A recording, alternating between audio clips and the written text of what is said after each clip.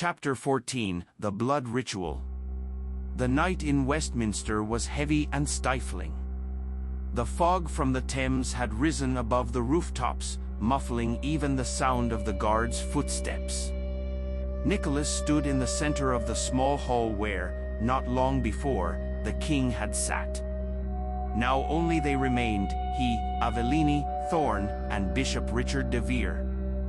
The guards had vanished. The shadows moved of their own accord. The bishop stood beside the altar, the very one that had been brought from the crypt beneath Grimvale. The stone was covered with fresh runes, scorched by black fire. In the center stood a chalice, full of blood. Not ordinary blood. The blood of the Plantagenets, the blood that flowed in the veins of the king, the prince, Nicholas, and now Thorn. De Vere smiled, slowly, almost tenderly. You came. That means you understand, running is pointless. Nicholas stepped forward. The crossbow hung across his back, but his hands were empty. He didn't want to shoot. Not yet. I came to finish it. Avellini stood beside him, holding Thorn by the shoulders. The boy didn't tremble. He looked at the bishop as though he could see straight through him. You will not touch my son, she said quietly, but her voice was hard as steel. De Vere laughed, a dry sound, like the crack of bones. Your son is the key. His blood is the final drop. When it spills upon the altar, the demon will emerge fully. And then England will be made new. Pure.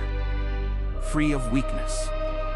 Free of kings who fear their own blood. Nicholas looked at his son.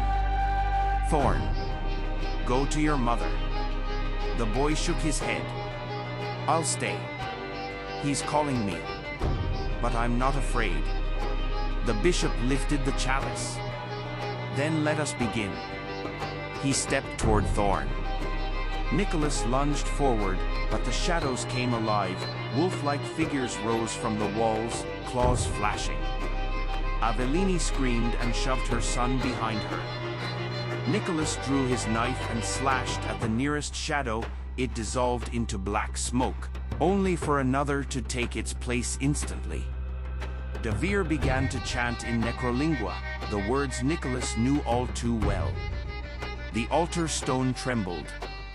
The blood in the chalice began to boil. Thorn suddenly stepped forward. Stop, he said quietly.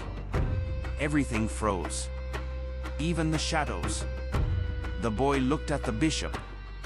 You want my blood. But it isn't yours.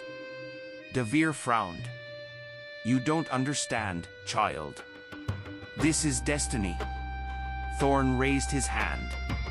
On his palm was a small scar, almost invisible, the one left when, as a toddler, he had cut himself on his father's trap.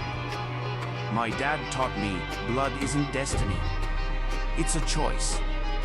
He walked to the altar. Nicholas surged toward him, but the shadows seized his arms.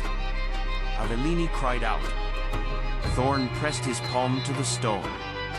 A single drop of blood fell from the scar. The altar blazed, not with black fire, but with white. The runes ignited like molten metal. De Vere screamed, his voice twisted, became many voices at once. No. No. This is impossible.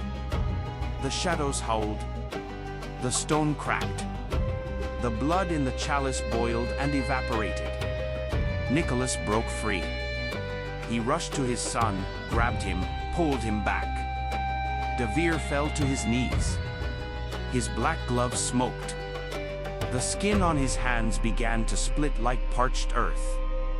You, child, you broke the seal, but not the way I wanted. He looked at Nicholas. His eyes were no longer black, but ordinary, human, filled with terror. He's still here. Inside me. But now, he is free in a different way. The altar collapsed. The floor beneath it gave way. From the fissure rose smoke, not black, but gray, almost transparent. A voice, single now, lonely, weary. Thank you, son of the she-wolf. You gave me a choice. The smoke dispersed. Devere fell face down. Dead. Silence. Only the breathing of 3 people. Nicholas wrapped his arms around Avellini and Thorn. Is this the end? She whispered. He looked at the shattered altar, at the blood that no longer flowed from his scars. This is the end of the dance.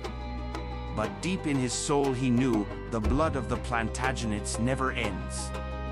It simply waits for the next melody.